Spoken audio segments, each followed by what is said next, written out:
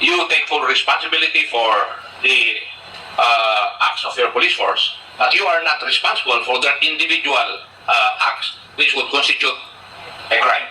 Sir, bago ito sila na pulis, nag-aral ito ng academy ng 2 years.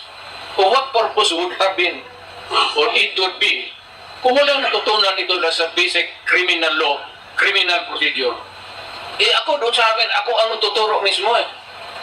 And not because of the money now, but because I want to share my knowledge with the police so that we can have a better police force. Noon, sir, ginaginot ko yan. Ano taginot sa Tagalog? Unfortunately, Mr. Kasi President, kailangan ko ng pera. unfortunately, Mr. President, some did not learn maybe from your teachings. That's why, We have the terms kalawags. opo, Money, sir. Basta dyan sa police na kalitsi-litsi, it's always money. Or, dalawa yan, sir. May pangalawang asawa yung maggago o may sugalan dyan, ano. Pero whichever, yung first na dalawang asawa, hindi masyado ko ang mabdikdik niya, kaya marami tayong may kasalanan ng ganun. Maybe, the chairman can explain to us what that means to a layman's term. marami pong salamat, Mr. President. May I ask Attorney Conti, when would you consider a person a criminal? Your Honor, under the rules, a criminal would have to be convicted of a crime. Prior to that, it would just be someone who is either accused, if already indicted in court, or charged if only complained of before the prosecutor. Did I get you right, Madam Attorney, na ikaw ay magiging criminal kung ikaw ay na-charge and you have been convicted with final judgment?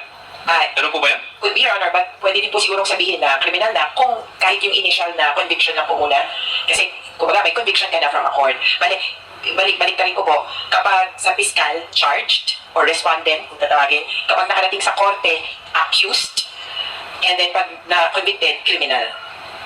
So, even if you have been convicted sa, for example, regional trial court, nag-appeal siya hanggang sa Korte Suprema, is already considered a criminal under the eyes of the law? Yes, Your Honor, because there is a conviction. Of course, you can contest that. Pwede niyo pong sabihin na, under appeal pa rin naman. But the conviction stands. It could be just that hindi siya nagsiserve ng sentence. Mr. President, would you agree with that definition? There has to be a conviction. Hindi mahirap yung sabihin mo na basta i-demanda mo lang. Especially yung isa nagtatrabaho lang siya. Yung mga minor offenses, lumalabas yan sa blatter ng police. Tapos lumalabas yan sa database nila. Yung mga pobre naman na pag-apply nila for trabaho, lalabas yan eh. No matter na, hindi kailangan conviction, basta may police record, automatically, it is a negative. Kaya between a choice na walang violation, ito may violation, o kadol may police record, kawawa talaga siya. Thank you, Mr. President. Nag-worry lang po kasi ako doon sa kanina, meron po kayong example na nilabas na doon sa Davao, merong mga tao na pumasok sa isang bahay, nagnakaw, nag-rape, tapos pagbaba nila, nandun ka, patay sila. Yun po yung sabi nyo kanina. Did I get you right, Mr. President? It's not that easy to kill a person. Ay, sinasabi ko yan sir, yung mga kidnapping with some, hindi sinasauli, pinapatay na lang. Yung mayor ako, hard talaga ako dyan. So, talagang hard as hard. So, rape mo, patayin mo. Sinasabi po nyo ba sa amin ngayon, Mr. President, na you discarded the presumption of innocence of each and every individual? Yan po ba ang gusto nyo sabihin sa amin ngayon? I am not ready to answer or to give you an accurate answer on that, sir. Depende na yan sa konsensya ko. Kasi yan sa mga polis na kaharap ko. Kasi alam naman ng mga polis doon na pag sinungaling sila or hihilain nila yung inosenteng tao, alam ng polis nila, bubugin ko talaga sila. Nagbubugbog talaga ako ng polis sa Davao. At kaabusado na polis, talagang pag inabutan kita sa istasyon, sigurado yan. So, disiplinado ang polis ko. Would it also mean, Mr. President, that sometimes you have discarded the presumption of innocence, then you would also have discarded sometimes the principle of due process. Would that be correct? Due process, yes, maybe. Pero yung sabi, innocent, sir. Kung nandyan yung babae, alam mo ko naman dyan, yes, sir. Usually, nandyan yung babae. Magsumbong dyan sa opisina mo. May pasa dito, may bukol dito, black eye dito. So, bakit? Binugbog ako. Sino ang bumubog sa iyo? Pulis dyan sa talo mo. Sino? Sabi ko yung Bongo, yung senator, tawagin mo. O pagdating doon sa opisina, tawagin ko yung asawa. O manood ka. Saan ka unang sinipa? Dito. O sisipain ko. Saan sunod? Sinuntok ako dito. Suntukin ko. Tapos sunod saan? Sipa ulit dito. Pero sabihin ko, pag inulit mo yan, papatayin kita. Hindi na kita papalusutin. Thank you, Mr. President. The last issue, kasi doon po ako nag-worry, yung pong statement po ninyo na sinasabihan nyo yung mga polis na pag hindi lumaban, i-encourage nyo na lumaban. Would that be correct, yung pagkaintindi ko po ron? Yes, sir. Kung may hold up at pumupulman ng lumaban, palabanin mo para matapos na ang problema natin. Pero kung nakasurrender na, sir, tinapon na yung baril sa... Alam nila, hindi yan. Paano po, Mr. President, magkakaroon ng depensa na self-defense yung taong nag-i-encourage na lumaban yung isang tao?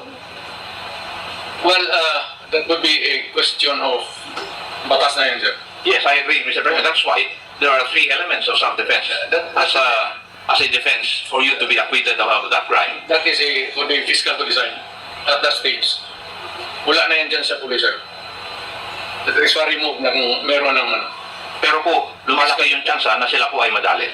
Pag Yes, ano, sir. ibig sabihin, mas malaki yung tsansa na sila ay makonvict simply because hindi natupad yung isa sa elements ng self-defense, which is lack of sufficient provocation. Pag nalaman ko, sir, na nagtatrabaho ang pulis, yung tama lang, nagtanong ka sa Davao, lahat ng Davao, pulis.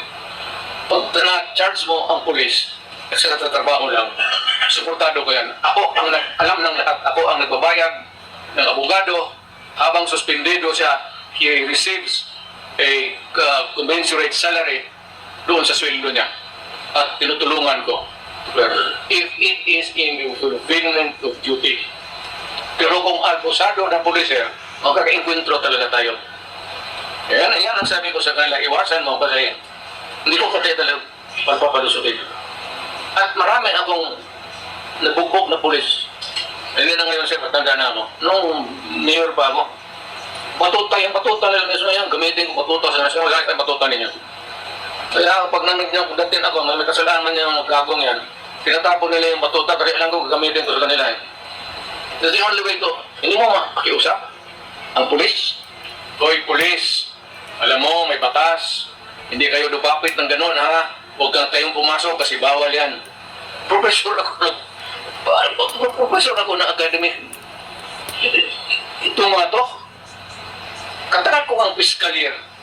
Fiscal ako for 9 years, alam ko yung astan ng lahat. Yung hold-upper, yung pulis, yung gagong pulis, yung mabait na pulis. Yung mabait na pulis na papasuko, suportado ko rin yan sila. Talagang to the hilt. Pero pag ikaw ay gago, ay na, mag-inkwentro tayo. Pero sa criminal, sir, talagang mainit ako, lalo na sa dugat. Noong presidente ako, time and again na yun, shown to the public, how cruel, how brutal, brutal I was in dealing with drugs. Kasi sir, ang druga kasi, ang target niyan, ang mga anak natin. Hindi makaresist. Yung pagpala dyan, jukan, ito, gamit nyo dyan. At their age, sir, wala silang depensa. Ngayon, pag tinamaan ito, sir, what will happen to the next generation? Yan nga ang masakit, sir. Can I be given a little para ma-portray ko talaga ang totoong istorya. Oh, there is a mother. Magpunta ng abroad. Hindi na talaga natin alam. Sometimes the rape, abuse, yung iba, magreklamo. Yung iba, maghanap na lang trabaho, but they will endure the brutality sa nangyari sa kanila. Why?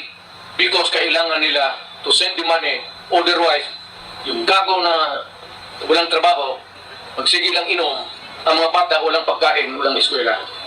Kaya ako mainit dyan.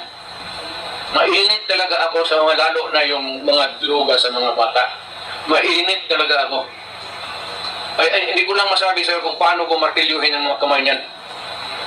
I cannot just portray. Hindi ako nagyayabang pero kung tanong ka na ng pulis ka man.